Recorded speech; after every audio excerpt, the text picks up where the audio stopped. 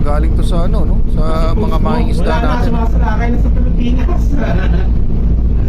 Mga Chinese, di ba nakakit sa radyo? Ayan na. Gago itong mga Chinese na to. Punta yung isang sabog yan. Ayan, no? Ayan mismo, mga Ay, utol. nasaan na sila yun? Dito na sa Zamboanga. Oo. Ayan, mga utol, no? Nandito ba naman eh? Magdadarit mga Talagang matatakot yung mga makakita niya kasi gray ship na yan, mga utol, mga barkong pandigma na yan eh. 'Di ba? Kumbaga, kahit alam natin na talagang nandiyan sila sa mga paligid natin, pumasok na sa ating teritoryo at natural, tanungin ng ating Philippine Navy kung anong purpose nila. Okay? So, dumako muna tayo dito sa report na mula sa Net25, no, mga utol. Oh. Actually, ang nakalagay dito sa report na to, 2 warship ng China ang namataang dumaan sa Basilan Strait, sakop ng Zamboanga Peninsula. Okay, paki-subscribe yung Net25, mga utol, paki-like na rin yung video.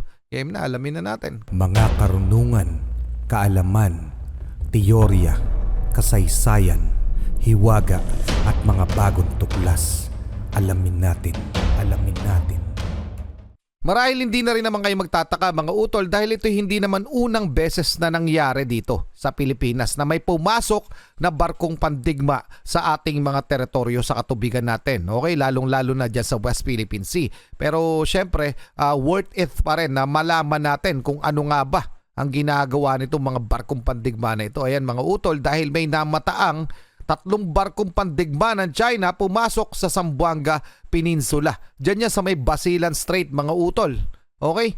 Ito ang actual, ibig sabihin may actual footage pa na nakuha. Mula ito ay Aerial TV. Pakisubscribe siya. Pakilike yung video. Game na. Alamin na natin to. At mamaya titingnan natin yung legitimacy nitong featured video natin. Chinese Navy warship bound number 80 day. This is Philippine Navy LMS Pilas. Come in. Magandang araw mga ka-aerial defense, may ibabahagi na naman ako sa inyo dahil ngayong araw na ito ay may bagay tayong pag-uusapan. 3 barkong pandigma ng China pumasok sa Zamboanga. Pero bago tayo magpatuloy, huwag mo muna kalimutan mag-like, share, and subscribe. Paki-follow at like muna ng aming page na nasa description na ang link. Pakisubscribe. Nagulat ang mga residente sa Zamboanga at mga Pilipino na sakay ng isang transport vessel matapos mamataan ang naglalakihang barkong pandigma ng China sa kanilang karagatan, na mataan ng 3 Chinese warship na pumasok sa karagatan ng Zamboanga Peninsula.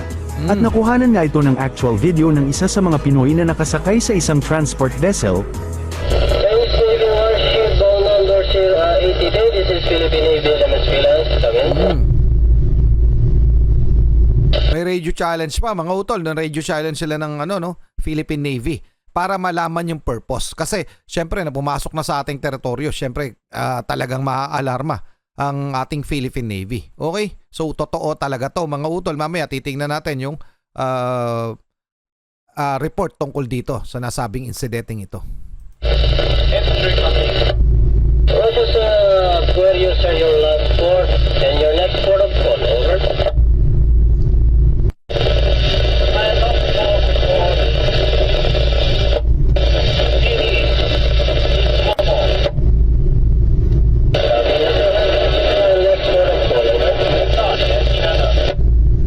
Dalian, China, correct?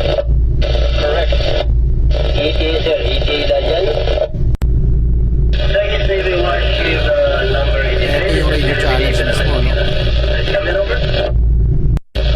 Sorry, copy on that, sir. What is your intention, sir? What is your intention? Understand, over. Roger, sir. What is your intention in this? What is your intention? Tinatanong na yung intensyon, no? Ng pagpasok. Normal navigation, right?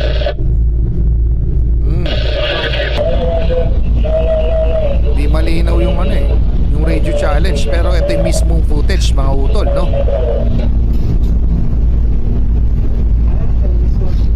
Chinese warship na lang.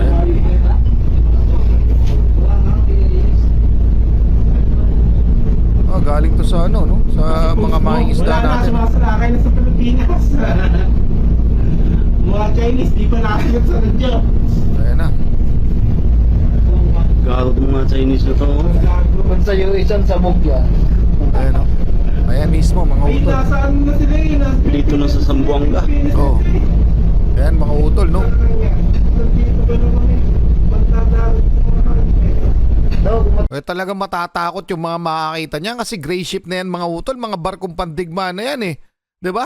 Kumbaga, kahit alam natin na talaga nandiyan sila sa mga paligid natin, pumasok na sa ating teritoryo at natural, tanungin ng ating Philippine Navy kung anong purpose nila. Okay? So, dumako muna tayo dito sa report na mula sa Net25, no, mga utol. Oh. Actually, ang nakalagay dito sa report na to, 2 warship ng China ang namataang dumaan sa Basilan Strait, sakop ng Zamboanga Peninsula. Okay, paki-subscribe yung Net25, mga utol, paki-like na rin yung video. Kaya na, alamin na natin kung ano nga ba ang purpose nitong naval warship na ito. 2 warship ng China ang namataang dumaan sa Basilan Strait, sakop ng Zamboanga Peninsula. Sa report ng Armed Forces of the Philippines, agad silang nag-issue ng standard challenge. Ngayon, kailangan talaga raradyuhan mo para alam. Pero sa totoo lamang, dapat yung mga ganyang pag-navigate, no? Lalo-lalo na pumapasok na sa territorial waters, dapat nakanonit na nakapagsabi yan. May authorization yan. Pero palagay ko itong ginawa na to ng China ay walang authorization sa ating Armed Forces of the Philippines. So wala silang, hindi nila nirelay na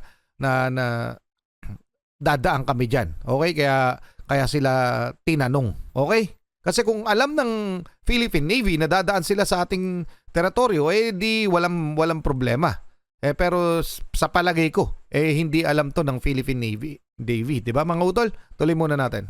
Sumagot naman umano ang isa sa barko at sinabing nagsasagawa sila ng normal navigation galing sa port call sa Timor-Leste at patungo na sa Dalian, China. Okay. Ipinadala naman ng AFP ang kanilang BRP Domingo de Luana para eskortan ang 2 barko ng China habang naglalakbay sa karagatang sakop ng Pilipinas. Oh, ito mo, sakop ng Pilipinas, no? Oy, escortan na sila para alam kung anong gagawin. Baka may kabalbalan kasi sa totoo lang, hindi nakatiwa-tiwala yung mga Chinese na yan, lalong-lalo na sa katubigan natin, di ba? Baka biglang kung may gawing kalokohan na naman eh. Tuloy muna natin. Sa bahagi naman ng West Philippine Sea, kinumpirma ng mga marine scientists mula sa University of the Philippines na halos 100% ng patay ang mga coral sa Sabina Shoal na kilala rin sa tawag na Escoda Shoal. Okay, nakita na natin to mga utol at meron ako nitong featured video, no, na hindi na pinagbibintangan. Actually, Chinese talaga ang dahilan yan kung bakit nasira na lahat ng corals dyan. Pero may isa pa silang tinitingnan, itong mga marine scientists natin na pwedeng dahilan daw ito ng climate change, yung pagkasira, tuluyang pagkasira ng mga corals. Pero bakit dyan lang sa Escoda Shoal? Okay, malamang may kinalaman yung mga Chinese na yan dyan, diba? Kasi naglalagi sila dyan, mga utol. Mabalik na tayo dito sa ating featured video mula kay Aerial TV. Tatapang kayo, mamasyal kayo sa Basilan. Nakikita nyo. Dito na sa Zamboanga, mga tropa. Bad trip na rin yung mga Pinoy talaga sa yung mga nakakasaksi mismo. Yung mga mismong nandiyan sa paligid na yan, yung mga kababayan natin, mga mangingisda, talagang bad trip na sila sa ginagawa ng China. Maririnig natin na tila nag-radio challenge na ang ating Philippine Navy sa 3 Chinese warship, subalit wala kang maririnig na malinaw na sagot matapos tanungin sila kung ano ang intensyon ng kanilang pagpasok sa ating karagatan. Ibig sabihin lamang ay hindi pinapansin ng mga Chinese warship ang isinagawang radio challenge ng Philippine Navy, kahit na sila ay iligal ng pumasok sa pinakaloob ng karagatan ng Pilipinas. Hihintayin pa natin ang opisyal na pahayag ng Philippine Navy tungkol sa insidenteng ito. Pero yun na, nalinaw na mga utol, no? Tumugon to sa etong 2 warship na ito. Yung isa dito, tumugon kung anong kanilang ginagawa. Normal navigation lamang. Sila'y dumadaan lamang galing sa Timor-Leste. Okay mga utol, at pauwi na ng China. Ito ay delikado at malaking banta sa seguridad ng Pilipinas. Ganito na lamang kakapal ang mukha ng China para pasukin ng walang paalam ang teritoryo ng Pilipinas. Kaya't kailangan gawan na ng hakbang ito ng ating gobyerno at hukbong dagat ng Pilipinas. Pero totoo yun, no? Ganon sila sinasawalang bahala nila yung ating gobyerno dahil sila pumapasok na lang ng basta-basta sa teritoryo na may teritoryo, lalong-lalo sa Pilipinas. Wala silang pakundangan. Okay mga utol, tuloy muna natin. Target ng Philippine Coast Guard na magkaroon ng regular na maritime exercises ang US at Japan Coast Guard sa karagatang sakop ng Pilipinas at Tama. madalas na bumisita sa bansa. Ito ay para maipakita ang kanilang commitment bilang mga kaalyado na tutulong sa pagpapanatili ng malaya at ligtas na West Philippine Sea, ayon sa PCG. Kabilang ang US at Japan Coast Guard sa unang nagpatibay ng kanilang pagtalima sa pagpapanatili sa regional waters, na ligtas mula sa pagharap sa umiigting pang pagiging agresibo ng China sa pag-iit ng claims nito sa halos buong disputed waters.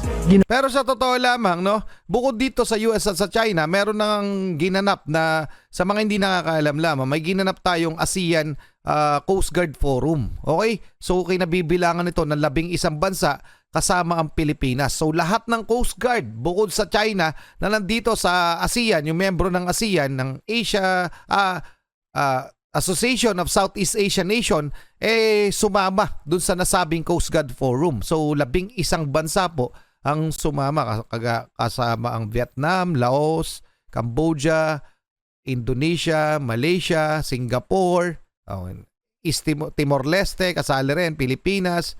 Ayun, mga utol, yun yung mga bansang yun. Basta yung mga kahit bahay nating bansa. Brunei kasama rin yata kung hindi nagkakamali. Basta 11 bansa yun, hindi ko nakabisado, pero yun. Okay mga utol, so nagkakasundo, magbobuo sila ng isang protocol para alam nila yung tama at dapat nilang gagawin sa karagatan na ito. Okay? Pero hindi kasama ang China kasi yan nga yung problema natin. Okay? Tuloy muna natin. Ginawa ng PCG, US Coast Guard at Japan Coast Guard ang pagpapahayag ng kanilang commitment sa 21st Shangri-La Dialogue Defense Summit na ginanap sa Singapore mula ika-31 ng Mayo hanggang ika-2 ng Hunyo. Idinaos ang naturang security conference laban sa pagpapatupad ng China ng fishing ban sa pinag-aagawang karagatan hanggang sa ika-16 ng Setyembre ng kasalukuyang taon.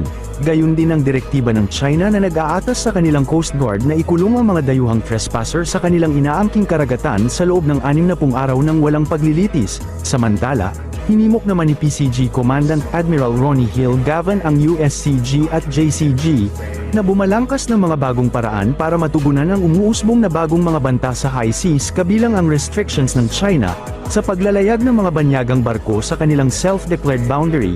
Inihayag ni Armed Forces of the Philippines, Chief of Staff General Romeo Bronner Jr., na maraming mga bansa ang nagpahayag ng suporta sa Pilipinas at kahandaang tumulong sa ating bansa kaugnay sa mga isyu sa West Philippine Sea.